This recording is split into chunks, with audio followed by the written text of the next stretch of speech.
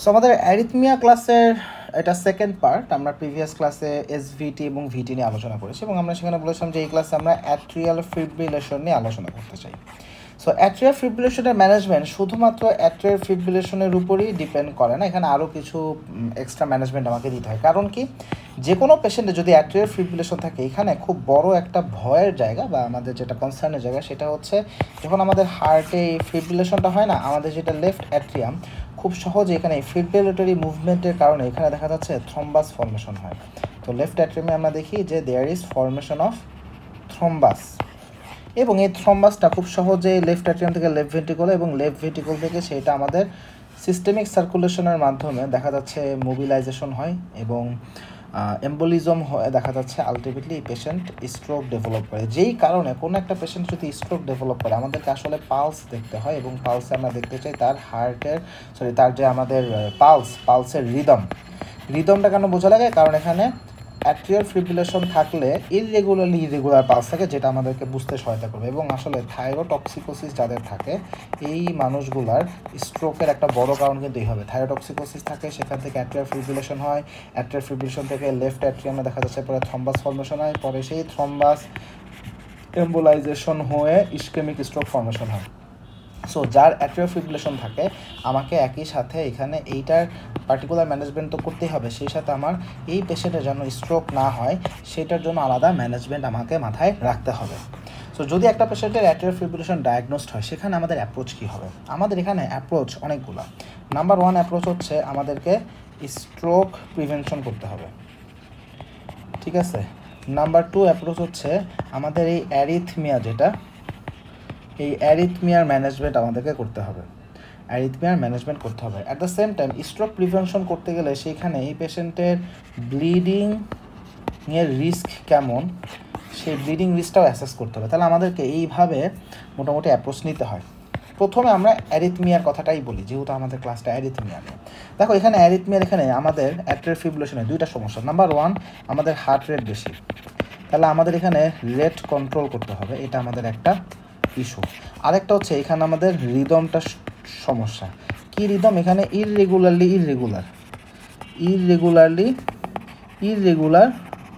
Rhythm. So এখানে আমাদের rhythm control করাও আমাদের জন্য জরুরি হয়ে যায়। সো আমরা আসলে কি করি দেখো, অ্যারিথমিয়া এখানে রেট কন্ট্রোল এবং রিদম কন্ট্রোল দুইটা অপশন আমাদের সামনে আছে, আমাকে এই কাজটা করা লাগতে পারে।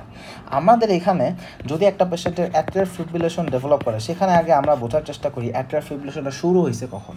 যদি এমন হয় যে এটা 48 আওয়ার্সের কম সময়, এটার অনসেট এবং মোটামুটি লেস দেন 48 আওয়ার্স যে পারসিস্ট করতেছে, টানা অ্যাট্রিয়াল ফিব্রিলেশন আছে কিন্তু লেস দেন 48 আওয়ার্স, তখন আমরা সরাসরিভাবে রিদম কন্ট্রোলে যাব। আর যদি এমন হয় অ্যাট্রিয়াল ফিব্রিলেশনটা আসলে এখানে আমাদের এটা পারসিস্টেন্ট অথবা পার্মানেন্ট কি কেন কখন বলি, যদি এমন হয় যে এই অ্যাট্রিয়াল ফিব্রিলেশনটার আমরা রিদম কন্ট্রোল করার চেষ্টা করছি কিন্তু আসলে আমরা ফেইলড হয়েছি, তখন আমরা পার্মানেন্টের কথা বলি। সো পারসিস্টেন্ট হতে পারে, পার্মানেন্ট হতে পারে। পারসিস্টেন্ট কখন বলি? যদি এমন হয় যে সেটা 7 দিনের বেশি সময় ধরে আছে, তাহলে আমরা পারসিস্টেন্ট বলি। পার্মানেন্টের ক্ষেত্রে দেখা যাচ্ছে আমাদের রিদম কন্ট্রোলটা আসলে সাকসেসফুল হয় না, তখন আমরা পার্মানেন্টের কথা বলি।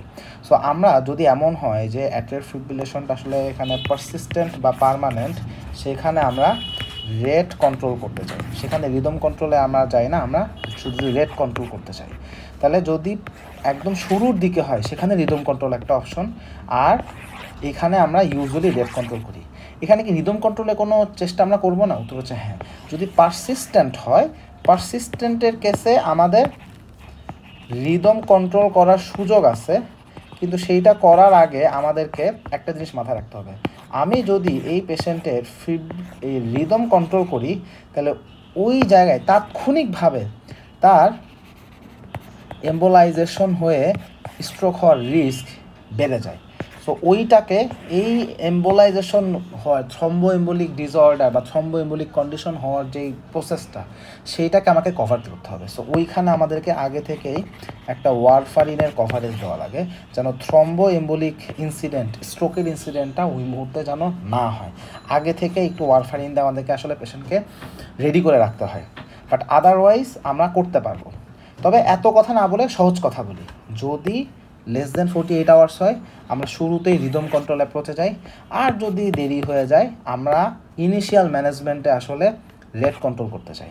এবং বাংলাদেশে যদি বলি আমরা আসলে রেট কন্ট্রোলটাই মোস্ট অফ দ্য টাইম আমরা আসলে করি, রিদম কন্ট্রোল অ্যাপ্রোচ খুব কমই নেওয়া হয়। দেখা যাচ্ছে তাহলে এই পেশেন্টের অ্যাট্রিয়াল ফিব্রিলেশন ম্যানেজমেন্টে তাহলে আলটিমেট ফেট কী হবে?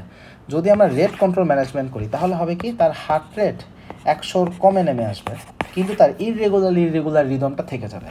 তাহলে আমাদের এখানে রিদমটাকে আমরা মানে কিছু করব না, কিন্তু রেট কন্ট্রোল করবো। তাহলে আমাদের দুই রকম অপশনই আছে এবং এটা আসলে অবস্থা বুঝে ব্যবস্থা নেওয়ার মতো। তবে আমরা রিদম কন্ট্রোল করতে চাইলে যদি পারসিস্টেন্ট কেস হয় তাহলে আগে থেকেই একটা আমাদেরকে ওয়ারফারিন দিয়ে আমাদেরকে পেশেন্টকে রেডি রাখতে হবে যেন থ্রম্বোএম্বোলিক ইনসিডেন্টটা না হয়। কারণ যেই মোমেন্টে আমি হচ্ছে তার রিদমটাকে কন্ট্রোল করবো ওই মোমেন্টে একটা থ্রম্বোএম্বোলিক কন্ডিশন ডেভেলপ করে স্ট্রোক হওয়ার একটা পসিবিলিটি থেকে যায়। তাহলে আমাদের সামনে অপশন কী কী? তাহলে আমরা যদি পেশেন্ট আসলে রিদম কন্ট্রোল করতে চাই তাহলে রিদম কন্ট্রোল করার জন্য আমাদের ড্রাগ হলো ফ্লেইকানাইড। তাহলে ফ্লেইকানাইড হচ্ছে আমাদের রিদম কন্ট্রোল ড্রাগ। এটা হচ্ছে আমাদের অ্যান্টি অ্যারিথমিক যে ড্রাগগুলো আছে সেখানে হচ্ছে টাইপ 1C গ্রুপের ড্রাগ ফ্লেইকানাইড। ফ্লেইকানাইড দেওয়ার সময় একটা মাথায় রাখতে হবে, আমাদের হার্টে কোনো স্ট্রাকচারাল ড্যামেজ থাকা যাবে না। হার্টে কোনো স্ট্রাকচারাল ড্যামেজ থাকা যাবে না। স্ট্রাকচারাল ড্যামেজ বলতে আমি কী বোঝাচ্ছি, মনে করো তার একটা ইসকেমিক হার্ট ডিজিজ ছিল, একটা এমআই হয়েছিল, সেখান থেকে একটা স্কার ফর্মেশন হয়ে গেছে, এরকম কোনো মানে কন্ডিশনস থাকা যাবে না। সহজ কথা, ইসকেমিক হার্ট ডিজিজ মানে এমআই টাইপস কোনো ইভেন্ট যদি থাকে তাহলে ওখানে ফ্লেইকানাইড আমরা আসলে কনসিডার করবো না। তাহলে রিদম কন্ট্রোলের জন্য আমাদের একটা অপশন হচ্ছে ফ্লেইকানাইড। রেট কন্ট্রোলের জন্য আমরা কী করতে পারি? রেট কন্ট্রোলটাই আসলে আলটিমেটলি সবচেয়ে বেশি ফ্রিকুয়েন্টলি করা হয় এবং রেট কন্ট্রোলের জন্য এখানে আমরা বেটা ব্লকার দিতে পারি। সো বেটা blocker is a good option. বেটা ব্লকার খুব ফ্রিকুয়েন্টলি ইউজ করে, মেটোপ্রোলল আছে, নেবিপ্রোলল আছে, বিসোপ্রোলল আছে, অনেক রকম বেটা ব্লকার আছে। বেটা ব্লকার দিলে আমাদের রেট কন্ট্রোল হয়ে যাবে। তাহলে রেট কন্ট্রোল, রিদম কন্ট্রোলের বেসিক কথা এটা। এখানে আরেকটা কাজ হচ্ছে স্ট্রোক প্রিভেনশন। এখন এইখানে স্ট্রোক হওয়ার প্রবাবিলিটি কত সেটা বোঝার জন্য আমাকে একটা স্কোরিং সিস্টেম আসছে, সেটা হচ্ছে CHA2 DS2 VAS একটা স্কোরিং সিস্টেম আছে। সো এটা আমরা একটু দেখাই CHA2 DS2 VAS স্কোর কোনটা।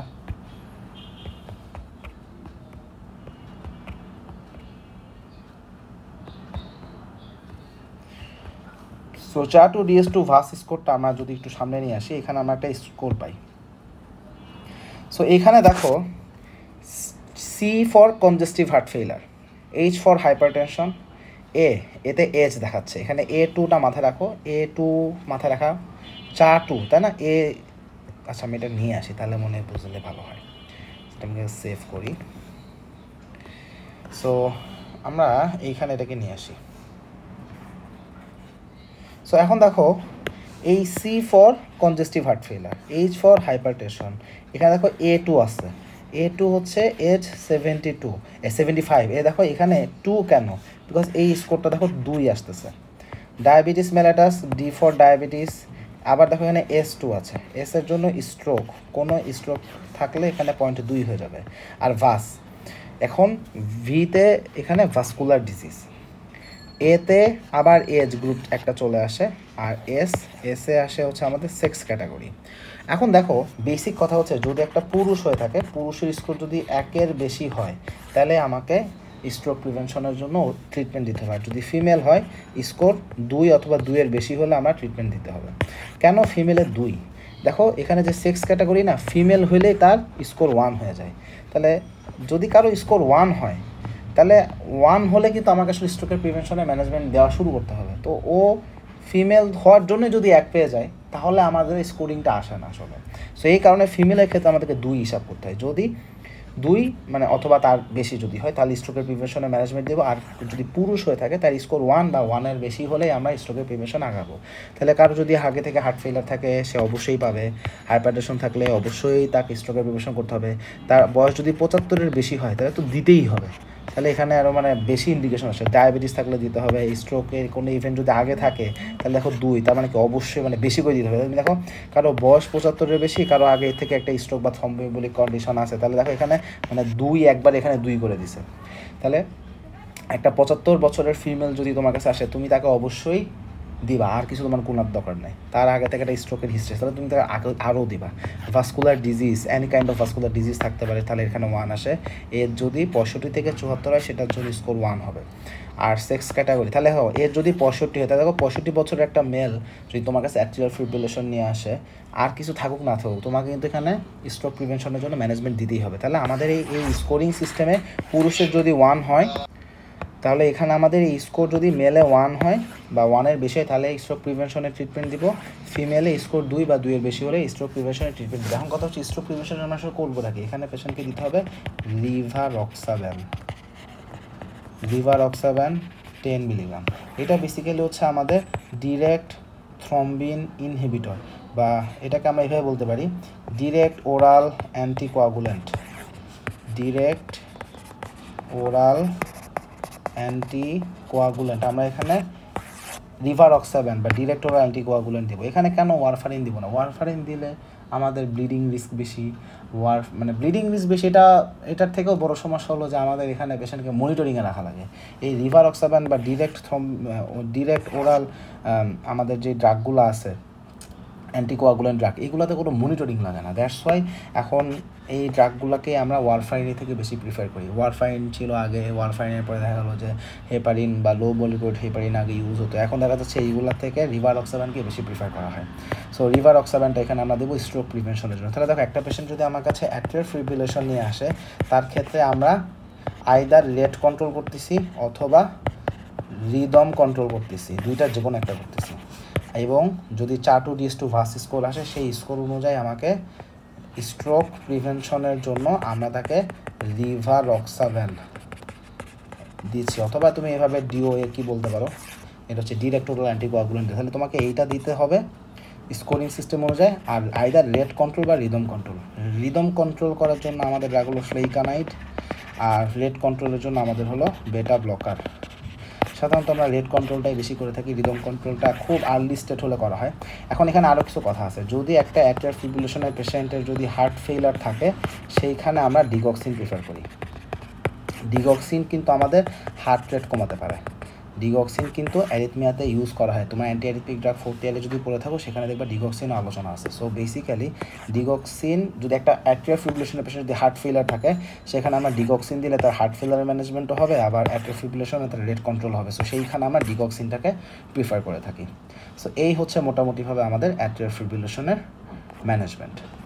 এমবিবিএস লেভেলের জন্য আমার মনে হয় এইটুকু যথেষ্ট। আমি থেকে আরও আলোচনা করা যেতে পারে যে আমরা যেখানে তাকে অ্যান্টিকোয়াগুলেন্ট দিচ্ছি, তার ব্লিডিং রিস্ক কত সেটা অ্যাসেস করতে হবে। সেই জন্য আমরা আসলে অরবিট নামে একটা স্কোরিং সিস্টেম আছে, সেটার মাধ্যমে তার ব্লিডিং রিস্ক কত সেটাকেও আমরা অ্যাসেস করতে চাই।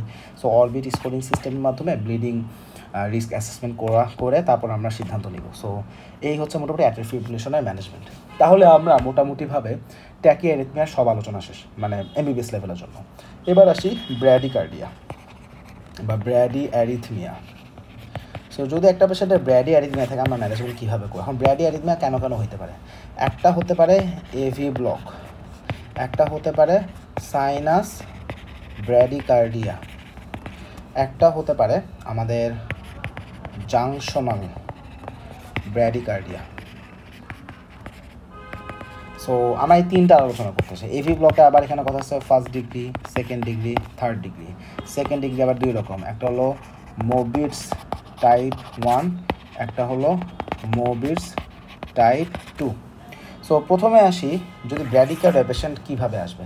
ব্র্যাডিকার্ডিয়া হলে পেশেন্ট চেস্ট পেইন নিয়ে আসতে পারে, পেশেন্টের উইকনেস ফিল হবে, এবং অনেক পেশেন্ট তোমাদের কাছে সিনকোপ নিয়ে আসবে। সে হঠাৎ করে মাথা ঘোরায় পড়ে গেছিলো, একটা ব্ল্যাক আউট হয়েছিল। সাধারণত সিনকোপটা আমাদের এভি ব্লক, আরও স্পেসিফিকভাবে বলে 3rd ডিগ্রি এভি ব্লকের সাথে বেশি যায়। বাট পেশেন্টে এখানে দেখা যাচ্ছে চেস্ট পেইন থাকে, উইকনেস থাকে, সিনকোপ থাকে, তারপরে লাইট হেডনেস এরকম থাকে, বা একটু ভার্টাইগোও থাকতে পারে। সাধারণত এরকম ফিচার নিয়ে পেশেন্ট আমাদের কাছে আসে। সো যখন একটা পেশেন্টের এরকম ফিচার নিয়ে আমাদের কাছে আসবে, আমরা পালস দেখবো, পালস দেখলে আমরা টের পাবো তার ব্র্যাডিকার্ডিয়া আছে। তো তখন একটা ইসিজি করতে হবে। সো ইসিজি করলে আসলে আমরা টের পাবো এটাকে এভি ব্লক নাকি সাইনাস ব্র্যাডিকার্ডিয়া নাকি জাংশনাল ব্র্যাডিকার্ডিয়া। সো এখানে মাঝখান থেকে কথাটা বলি, সাইনাস ব্র্যাডিকার্ডিয়া। সাইনাস ব্র্যাডিকার্ডিয়া যদি একটা পেশেন্ট থাকে, আগে আমাকে এটা বুঝতে হবে এটা কি ফিজিওলজিক্যাল। যদি ফিজিওলজিক্যাল হয় তাহলে আমাদের খুব বেশি কিছু করার নেই। মনে করো একটা লোক অ্যাথলিট, বা মনে করো সে আসলে খুব ভারী কাজ করে, মনে করো রাজমিস্ত্রি যে 10 তলায় মাথার উপরে ইট নিয়ে ওঠে আর নামে, সো এরকম যারা ভারী কাজ করে তাদের এমনিতেই ব্র্যাডিকার্ডিয়া থাকবে। সো এটা কিন্তু ফিজিওলজিক্যাল, এখানে তোমার কিছু করার দরকার নেই। এটা ফিজিওলজিক্যাল। বাট হ্যাঁ, একটা পেশেন্টে ব্র্যাডিকার্ডিয়া ডেভেলপ করছে but it is not physiological, পেশেন্টের সিমটম আছে, সিমটোম্যাটিক পেশেন্ট। যদি পেশেন্টের সিমটোম্যাটিক সাইনাস ব্র্যাডিকার্ডিয়া থাকে, আমরা এখানে ট্রিটমেন্ট হিসেবে দেবো ইনজেকশন অ্যাট্রোপিন। এবং অ্যাট্রোপিনের ক্ষেত্রে তোমাকে একটা জিনিস বলি, অ্যাট্রোপিন আমরা হায়েস্ট 6 অ্যাম্পুল, এর বেশি কখনোই কাউকে দিব না। মানে প্রথমে তুমি 1 অ্যাম্পুল দিলা, কাজ হলো না, আরও 1 অ্যাম্পুল দিলা, কাজ হলো না, এরপর 2 অ্যাম্পুল দাও, এরপর আবার 2 অ্যাম্পুল দাও। তাহলে এভাবে তুমি 4 বার ট্রাই করতে পারো। বাট 6 অ্যাম্পুলের বেশি অ্যাট্রোপিন কোনো পেশেন্টকে আমরা কখনোই দিব না একদিনে। মানে হার্ট ব্লক বা ব্র্যাডিকার্ডিয়া ম্যানেজমেন্টের জন্য আমরা সাধারণত দিই না। সো বেসিক কথাটা শোনো, সাধারণত দিই না, একদম দেওয়া যাবে না তা না। তোমরা তো যদি ওসিপি পয়জনিং হয়, ওপিসি পয়জনিং হয়, সেখানে তো অ্যাট্রোপিন তোমাদেরকে প্রচুর দেওয়া লাগে। বাট ইউজুয়ালি আমরা কার্ডিয়াক কেসগুলোতে অ্যাট্রোপিন 6 অ্যাম্পুলের বেশি সাধারণত আমরা দিই না। তাহলে সাইনাস ব্র্যাডিকার্ডিয়া যদি সিমটোম্যাটিক হয় তাহলে আমরা অ্যাট্রোপিন দিতে পারি। এবার আসি এভি ব্লকের ম্যানেজমেন্টটা দেখো। এভি ব্লক নিয়ে কথা কি, পেশেন্টের সবচেয়ে বড় কথা পেশেন্টের সিমটোম্যাটিক কিনা। সিমটম না থাকলে আমরা অনেক সময় অবজারভেশনে রাখি, আবার অনেক সময় আমরা দিতেও পারি, বাট ইউজুয়ালি আমরা দিই। এখন একটা পেশেন্ট যদি এভি ব্লক থাকে, first degree AV block, second degree AV ব্লকের ক্ষেত্রে কথা হচ্ছে মোবিটস টাইপ 1। যদি ফার্স্ট ডিগ্রি এভি ব্লক হয় অথবা মোবিটস টাইপ 1 এভি ব্লক হয়, এখানে অ্যাট্রোপিন দিলে কাজ হবে। এখানে আমরা অ্যাট্রোপিন ইনজেকশন দিব, ইনশাল্লাহ ইট উইল বি, এটা রিভার্ট করবে, এটা সাইনাস রিদমে ব্যাক করবে। কিন্তু সেকেন্ড ডিগ্রি মোবিটস টাইপ 2 অথবা complete heart block, third degree AV block বা কমপ্লিট হার্ট ব্লক, এইখানে আসলে আমাদের অ্যাট্রোপিনে ইউজুয়ালি কাজ করে না, এখানে আমাদের পেসমেকার লাগে। তবে এখানে কিছু কথা আছে, এখানে পেসমেকার লাগে কখন? সেকেন্ড ডিগ্রি এভি ব্লকে পেসমেকার ছাড়া কোনো কথা নাই, এখানে পেসমেকারই দিতে হবে। মানে Mobitz type 2 second degree AV block যেটা, সেখানে পেসমেকার ছাড়া কোনো অপশন নাই। থার্ড ডিগ্রি এভি ব্লক, এখানে পেসমেকার ছাড়া আরও কিছু কথা আছে। কথা কি, এই থার্ড ডিগ্রি এভি ব্লক অনেক কারণে হইতে পারে। পেশেন্টের ইনফিরিয়র এমআই হয়েছে, হইতে পারে পেশেন্টের সিভিয়ার হাইপার ক্যালেমিয়া আছে। আমি নিজে এরকম প্রচুর পেশেন্ট পেয়েছি, হাইপার ক্যালেমিয়া থেকে কমপ্লিট হার্ট ব্লক হয়ে গেছে। এখন যার ইনফিরিয়র এমআই, একে প্রথমেই পেসমেকার দেওয়া জরুরি না, এর তুমি থ্রম্বোলাইসিস করো, স্টেপটোগানেস দাও বা টেনেক্টেপ্লেস দাও, এবং এই পেশেন্টকে তুমি অ্যাট্রোপিন দাও। এখানে দেখো ইমপ্রুভ করে কিনা, most of the time improve করার কথা। সো এইখানে অ্যাট্রোপিন আমরা দিতে পারি। একটা পেশেন্টের এমআই হয়েছে, এমআই থেকে থার্ড ডিগ্রি এভি ব্লক হয়েছে, ইনফিরিয়র এমআই থেকে যদি হয় সেখানে অ্যাট্রোপিন কাজ করে। রিভাস্কুলারাইজেশন করলে বা থ্রম্বোলাইসিস যদি আমরা করি, সেখান থেকে পেশেন্টের ব্লাড ফ্লো যখন এভি নোড বা এসএ নোডে যখন বেড়ে যাবে, তখন আসলে এভি ব্লকটা আসলে অনেক সময় সাবসাইড করে যায়। সো ওইখানে আমাদের পেসমেকার লাগে না। সো আমাকে এমআই যদি থাকে, এখানে পেসমেকার আমরা আগেই বসাবো না, আগে আমরা দেখবো অ্যাট্রোপিন দিয়ে কাজ হয় কিনা বা এমআই ম্যানেজমেন্টে পেশেন্ট ইমপ্রুভমেন্ট হয় কিনা, হইলে তো হইলই। আর আরেকটা কন্ডিশন হচ্ছে হাইপার ক্যালেমিয়া। এটা তুমি কোথায় পাবি ডক্টর? একটা পেশেন্টের সিকেডি আছে, বিশেষ করে এন্ড স্টেজ রেনাল ডিজিজ বা সিকেডি স্টেজ 5, এই পেশেন্টগুলোর ক্ষেত্রে হাইপার ক্যালেমিয়া মানে ভয়াবহ রকম। আমি এরকম পেয়েছি, হাইপার ক্যালেমিয়া হচ্ছে পেশেন্টের পটাশিয়াম লেভেল 9.1, পেশেন্টটা মারা গেছিলো, বাট এই পেশেন্ট কমপ্লিট হার্ট ব্লক নিয়ে আমার কাছে আসছে। এরকম আমি মাল্টিপল পেশেন্ট আমি নিজে সিসিউতে ডিল করছি। সো এখন হাইপার ক্যালেমিয়া থাকলেও কমপ্লিট হার্ট ব্লক নিয়ে পেশেন্ট আসে, এবং এখানে আগে পেসমেকার না, আগে তুমি বায়োকেমিক্যাল অ্যাসেসমেন্ট করো। তুমি আগে দেখো, যদি দেখো হাইপার ক্যালেমিয়া, তুমি পটাশিয়াম তুমি কমানোর জন্য ম্যানেজ করো, পটাশিয়াম কমানোর চেষ্টা করো, এবং এখানে অ্যাট্রোপিন দাও, এখানে ইমপ্রুভ করে। সো আমাদের পেসমেকারটা তাহলে কখন লাগতেছে? সহজ কথা বলি, যেখানে ডিজেনারেটিভ প্যাথোলজি, যেখানে প্যাথোলজিটা ডিজেনারেটিভ, সেইখানে আমাদের আসলে পেসমেকার লাগে। So this is the management of bradyarrhythmia. আর আরেকটা হচ্ছে আমাদের জাংশনাল ব্র্যাডিকার্ডিয়া। জাংশনাল ব্র্যাডিকার্ডিয়াটা আমরা ইসিজি ক্লাসে আলোচনা নিই, এটা আসলে একটা অ্যাডভান্স লেভেলের জন্য চলে আসে, বাট আমি স্টিল এখানে একটা আলোচনা করতে চাই। আমি তোমাদের একটা ইসিজি দেখাই। আমরা আমাদের মেডিসার্ক গ্রুপেই আমাদের যে ইসিজি ম্যানিয়াক গ্রুপটা আছে, এখানে আমি একটা ইসিজি দিছিলাম, আমি একটু বের করি। আমি জানি না তোমরা এই গ্রুপের সাথে কানেক্টেড কিনা, এখানে আমি প্রচুর ইসিজি আমি এখানে দিয়ে রাখছি, মানে কেউ যদি এগুলো আসলে একটু প্র্যাকটিস করো তোমাদের আসলে অনেকখানি ইয়ে হয়ে যাবে। আচ্ছা এখন দেখো এখানে একটা কমপ্লিট হার্ট ব্লকারই আছে। এই পেশেন্টটা আমি নিজে দেখছিলাম, এটা কমপ্লিট হার্ট ব্লক নিয়ে আমাদের কাছে আসছিল। এখানে এটা ডিজেনারেটিভ, এখানে দেখো হাইপার ক্যালেমিয়াও আছে, দেখো টলটি। সো এই পেশেন্টের টলটি উইথ কমপ্লিট হার্ট ব্লক পেশেন্টের আমরা আলটিমেটলি সেভ করতে পারি নাই, বাট এইখানে পেসমেকার আগে না, এখানে আমরা হাইপার ক্যালেমিয়া ম্যানেজ করছি এবং আমরা এখানে অ্যাট্রোপিন দিয়েছিলাম। পেসমেকার অন্য জায়গায় লাগবে। আচ্ছা এখন আমি একটা একটু বের করি জাংশনাল ব্রেডিকার্ডিয়া, আমি একটু দেখি এখানে আছে কিনা কোথায়।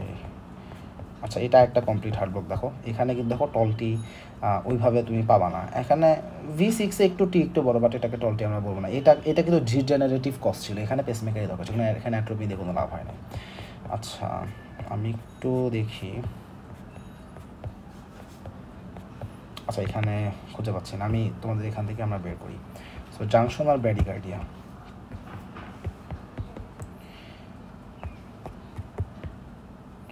সো জাংশনাল ব্রেডিকার্ডিয়া যদি থাকে সেইখানে আমরা আসলে যেটা দেখি পি ওয়েভটা আসলে ইনভার্টেড থাকে। বেসিক কথা হচ্ছে তুমি ব্রেডিকার্ডিয়া বাবা সবই মানে নর্মাল সাইনাস রিদম যেরকম থাকে অনেকটা সেরকমই বাবা, জাস্ট পার্থক্য একটাই ইনভার্টেড পি ওয়েভ।